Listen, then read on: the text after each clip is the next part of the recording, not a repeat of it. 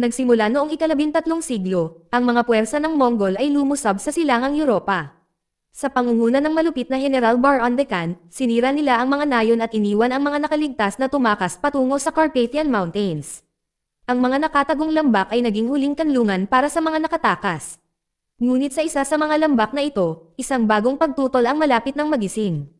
Ang isa sa mga lambak na ito ay nagtataglay ng nayon ng Taklia. Napapaligiran ito ng makapal na kagubatan at isang napakalaking batong dam ang nagbigay proteksyon dito. Ang nayon ay pinamunuan ni Zakhar Burket, isang iginagalang na matanda na kilala sa kanyang karunungan. Ang kanyang asawang si Rada ay suportado at matatag, na tumatabi sa kanya sa bawat desisyon. Magkasama silang nagpalaki ng 2 anak na lalaki. Si Ivan, ang panganay, ay kalmado at maalalahanin, isang likas na pinuno na nagbibigay ng halimbawa sa iba.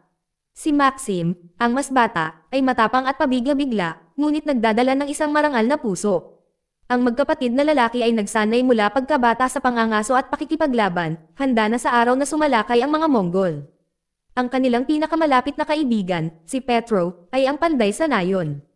Bagaman hindi gaanong agresibo kaysa sa mga kapatid, ang kanyang husay sa paggawa ng mga sandata at ang kanyang katapangan sa labanan ay naging napakahalaga.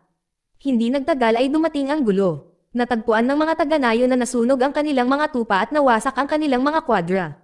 Lahat ng palatandaan ay nakaturo kay Tuber, ang mayabang na Panginoon ng Gik. Hinamak niya ang mga taga-bundok at itinuring sila bilang mga magsasaka sa ilalim niya. Alam ni Zakhar na hindi niya kayang kumilos ng mag-isa. Ang tradisyon ay nangangailangan ng isang konseho, at para doon, kailangan ang presensya ni Tuber. Upang matiyak ito, gumawa ng plano si Zakhar. Sa ilalim ng dahilan ng pangangaso ng oso, ipinadala niya si Maxim upang manguna sa isang ekspedisyon at anyayahan si Tuber sa Taklia. Kinaumagahan, ginabayan ni na Maxim at Ivan ang isang grupo ng mga mangangaso sa kagubatan. Sinundan nila ang mga bakas ng isang oso na matagal nang nagbanta sa mga taga-nayon. Biglang umalangaw mula sa bangin ang sigaw ng isang babae. Mabilis na tumakbo si Maxim sa tunog at natagpuan ang isang dalagang nakasuot ng magandang damit na nakulong sa ilalim. Siya ay si Myroslava, anak ni Tuber. Nag-iisa siyang nagsapalaran sa kagubatan. Naghahanap ng kalayaan, ngunit nahulog siya sa panganib. Ang kanyang mga iyak ay gumising sa isang oso mula sa kanyang lungga. Lumipat ang hayop patungo sa kanya. Walang pag-aalinlangan, bumaba si Maxim. Sina Ivan at Petro ay nakatayo sa itaas, handang tumulong. Isang malupit na laban ang sumunod. Hinarap ni Maxim ang oso na may hawak na palakol habang ang halimaw ay hamampes ng mga kuko at ngipin. Pagkatapos ng matinding pakikibaka, natalo ang oso. Nailigtas si Myroslava. Sa sandaling iyon, dumating si Tuber at ang kanyang mga bantay. Sinubukan niyang kunin ang kanyang anak ng walang pasasalamat, ngunit nagsalita si Myroslava. Sinabi sa kanya na iniligtas ni Maxim ang kanyang buhay.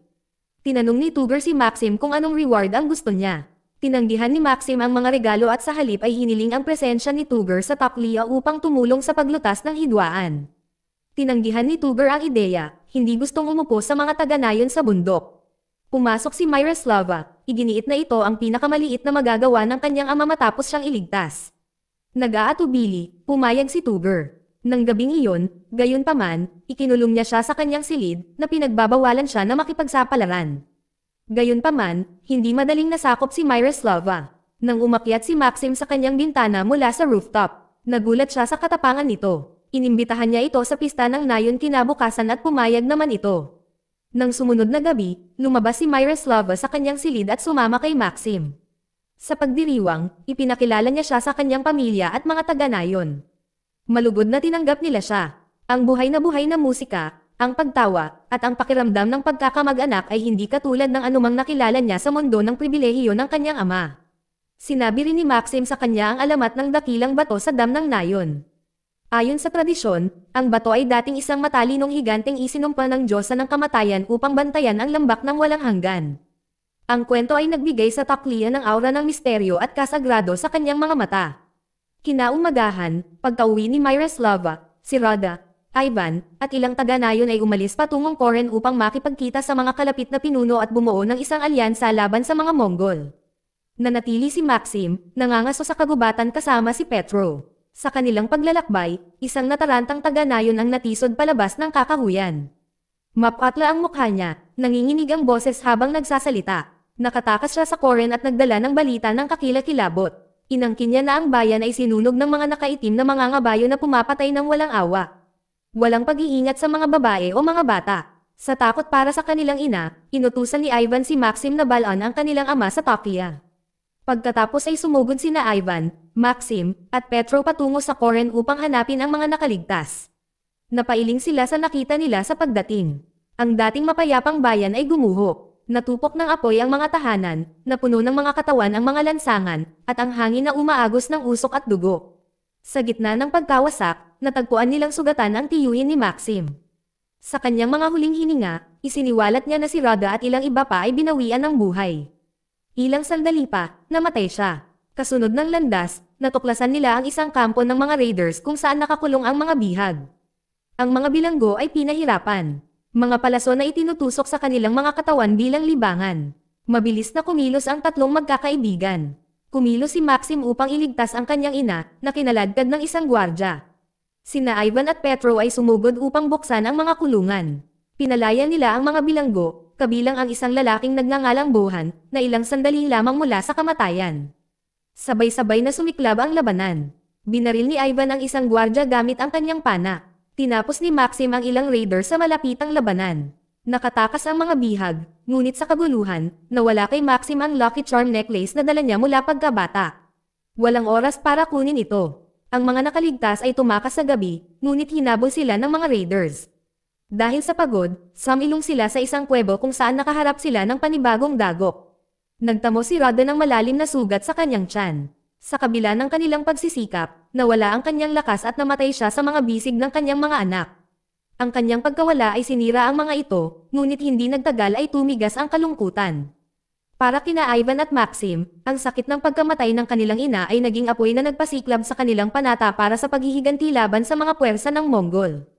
Kasabay nito, sa kampo ng mga Mongol, natuklasan ni Burrington ang bangkay ng kanyang anak na pinatay sa panahon ng pagliligtas sa mga bihag. Lalong lumalim ang kanyang galit nang makita ang isang kwintas na nakakapit sa kamay ng patay na bata, isang palatandaan na magdadala sa kanya sa mga responsable. Pagkatapos ng libing ni Rada, dumating si Tuger gaya ng ipinangako. Ngunit sa halip na igalang ang kasunduan na magkaroon ng konseho, dumating siya upang paalisan ang mga taga-nayon. Inangkin niya na ang lupa ay pagmamayari ng Galek, na itinuro ang isang kasunduan na nilagdaan lamang sa kanyang mga termino. Tinanggihan ni Zakhar ang pag-angkin. Hinamon niya si Tuger na ayusin ang hindi pagkakaunawaan sa pamamagitan ng isang tunggalian. Ang mga pusta ay malinaw. Kung nanalo si Tuger, ay magpapasakop sa kanyang awtoridad ng lugar, at si Maxim ay magsisilbing alipin sa kanyang sambahayan. Kung matalo si Tuger, mapipilitan siyang tipunin ang hukbo at magkaisa laban sa banta ng Mongol. Humakbang si Maxim upang ipaglaban ang kanyang mga tao. Inalalayan ni Ivan ang kapatid at iniabot sa kanya ang Lucky Charm necklace bilang anteng-anteng. Armado ng palakol, pumasok si Maxim sa duel ground laban sa tenyente ni Tuger. Gumamit siya ng bilis at leksi para kontrahin ang mas malaking sukat at lakas ng lalaki. Matindi ang sagupaan. Umiwas si Maxim ng sunod-sunod na atake, tumugon sa sarili niyang mga suntok. Ang kanyang timing at katumpakan ay nagpapahina sa kanyang kalaban hanggang sa wakas ay nataman niya ang huling suntok. Ang tenyente ay bumagsak na natalo. Ngunit sinira ni Tuger ang kanyang salita. Tumanggi siyang igalang ang mga tuntunin ng tunggalian at nagbanta sa halip na ilantad ang pag-iral sa mga Mongol. Kinundena siya ni Zakhar bilang isang duwag na hindi karapat-dapat igalang. Dahil sa kahihiyan sa harap ng mga taga-nayon at pinilit ng kanilang mga kahilingan, sa wakas ay sumuko si Tuger. Bagamat nag-aatubili, pumayag siyang pag-isahin ang mga puwersa bilang paghahanda sa banta ng Mongol. Sa ibang lugar, nagplano si Barandekan ng kanyang paghihiganti. Nagpadala siya ng salita kay Tuger, na binyantaan si Myaslava maliban kung isiniwalat niya kung sino ang nagmamay-ari ng kwintas na natagpuan sa kamay ng kanyang anak. Ang banta sa kanyang nag-iisang anak na babae ay nag-iwan kay Tuger sa isang desperado na tali. Di nagtagal, ang tenyente ni Tuger ay nagulat ng masamang balita. Isang malaking puwersa ng Mongol ang sumusulong na patungo sa Tokyo. Ang nayon ay nagkaroon ng kaunting oras. Lahat, kabilang ang mga babae at bata, ay pinakilos upang ipagtanggol ang kanilang tahanan. Sa una, ang labanan ay tila pabor sa Tokyo. Ang mga sundalo ng kaaway ay nahulog sa labas ng mga pader ng nayon, at ang mga tagapagtanggol ay nanindigan. Ngunit pagkatapos, ang bitag ay nahayag. Gamit ang impormasyong ibinigay ni Tuger, naglunsad sila ng biglaang pananambang mula sa maraming direksyon. Sumabog ang kaguluhan ng ang mga taga-nayon, na mas marami at napapaligiran, ay humarap sa buong lakas ng hukbong Monggol. Gayunpaman, lumaban sila ng may desperadong tapang, ipinagtanggol ang bawat pulgada ng kanilang sariling bayan. Nang lumakas ang pag-atake, pinamunuan ni Maxim ang natitirang mga mandirigma sa isang malaking bahay para mapagtakpan. Sa panahon ng pag-atres, si Bohan ay natama ng isang palaso, at nagpumigla si Petro na bunutin ito bago nito binawian ng buhay ang kanyang kaibigan. Di nagtagal, dumating si Tugur na may dalang malungkot na mensahe mula kay Baron Deccan. Hahabulin sila ng general ng Mongol hanggang sa mahulog sa kanyang kamay ang bawat huling taga-nayon. Sinubukan ni Tugur na kumbansihin ang mga taga-nayon na siya ay kaalyado pa rin, ngunit sa panahong iyon ay walang naniwala sa kanya. Iniutos ni Baron Deccan na sunugin ang bahay. Umulan ng naglalagablab na palaso at ilang sandali lang ay nilamon na ang gusali. Sinakal ng usok ang hangin habang kumalat ang apoy, na nagbabantang mabibitag ang lahat sa loob. Sa gitna ng kaguluhan, nanatiling kalmado si Maxim. Gumawa siya ng isang plano, gamit ang makapal na usok bilang takip para sa isang sorpresang pag-atake. Sa kanyang hudyat, ang mga mandirigma ay sumabog mula sa apoy, na nahuli ang mga Monggol na hindi nakabantay.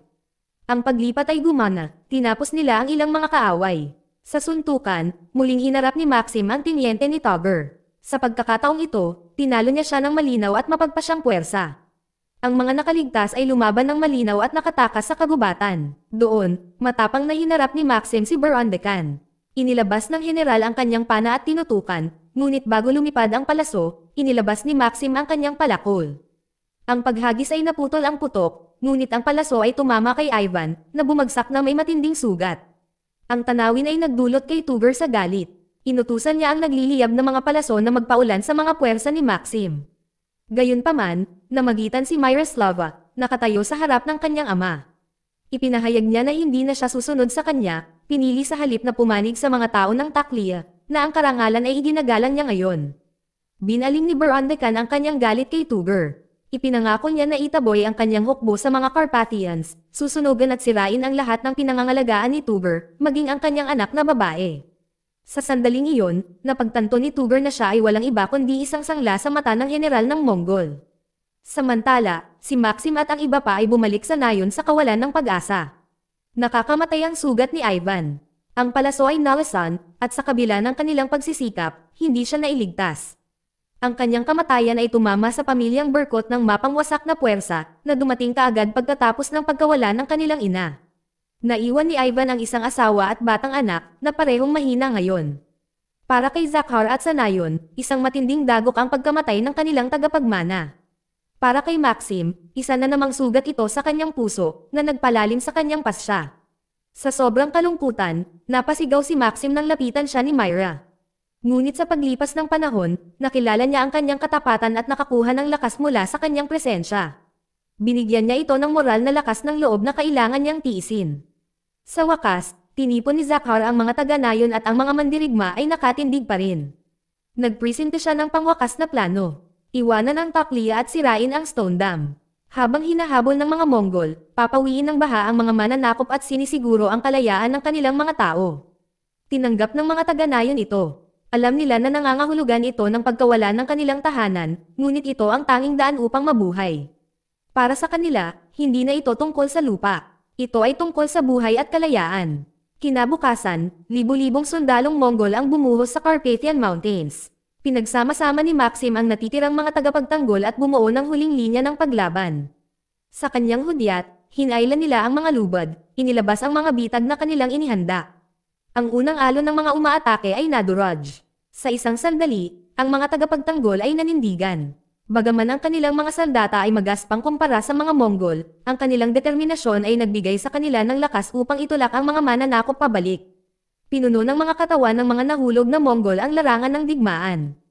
Isang nakaligtas ang nagulat kay Burundakan na isang solong taga-nayon ang nakipaglaban sa lakas na 10 lalaki. Tumangging paniwalaan ito ng general.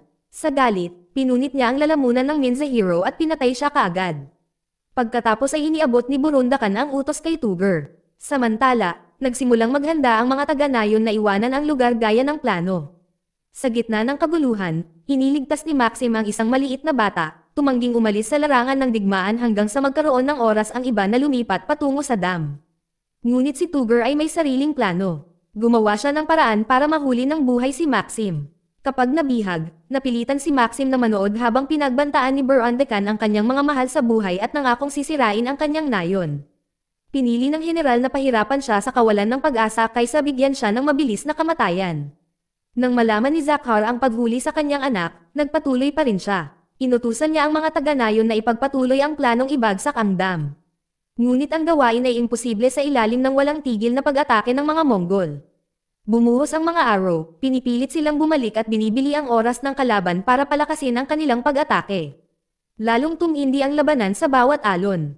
Sa isang sagupaan, natama ng palaso si Zakhar. Ang kanyang anak ay sumugod sa kanyang tabi, determinadong iligtas ang lalaking nakita niya ngayon bilang isang ama. Sa kabila ng kanyang sugat, hinimok ni Zakhar ang kanyang mga tao na huwag sumuko at patuloy silang idirekta. Bumalik si Myroslav sa labanan, na nakatayong magkabalikat kasama ang mga tagapagtanggol. Maging si Bohan, nanghihina pa rin dahil sa kanyang mga pinsala, ay humawak ng armas. Ang kanyang galit laban sa mga Mongol ay nagtulak sa kanya pabalik sa labanan.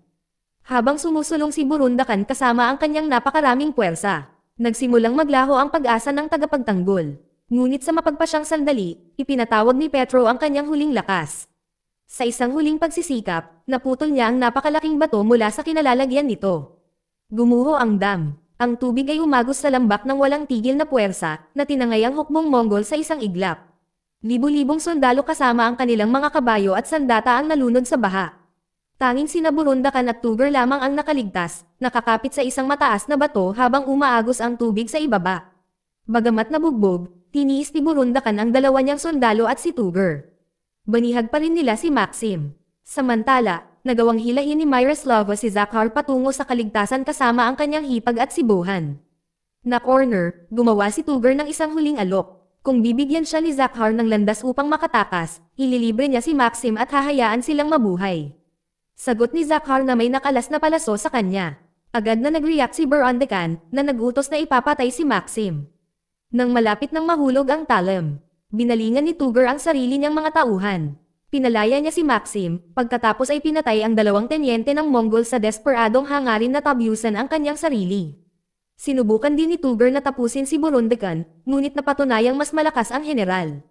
Sa isang welga, sinaksak siya ni Burundakan. Bago bumagsak, inihagis ni Tugur ang kanyang espada kay Maxim, na hinimok siyang lumaban.